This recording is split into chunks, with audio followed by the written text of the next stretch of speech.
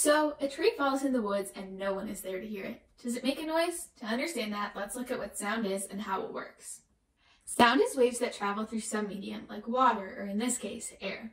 These waves vary in frequency, which is the number of times the wave repeats itself per second. So, the tree falls in the woods and sends waves into the air, and those waves continue to travel until they hit an ear. Waves enter through the eardrum and cause vibrations that are sent to the cochlea, which is filled with fluid. The vibrations cause a ripple, just like what would happen if a pebble hit a lake. The ripples cause a new wave, and the hair cells in the ear jump on and ride the wave. The cells hit the ear structure, bend, and let chemicals in, which sends a signal to the brain that makes recognizable sound. Humans can hear waves that travel through air best, but whales can hear waves that travel through water best. And humans can only hear waves that have a frequency of 20 to 20,000 hertz, but elephants can hear much lower than that, and bats can hear much higher than that.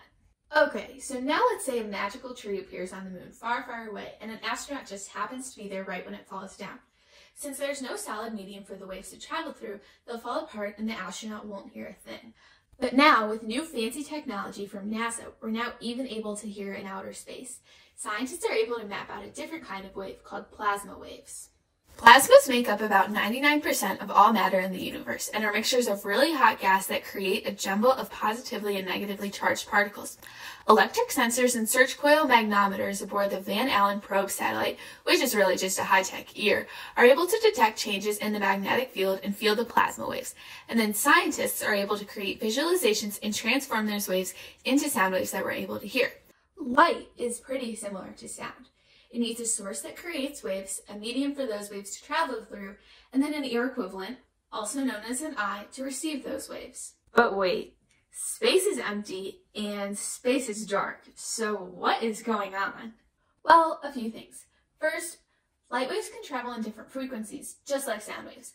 Humans can see between 430 and 740 terahertz, but other animals can see on a completely different spectrum.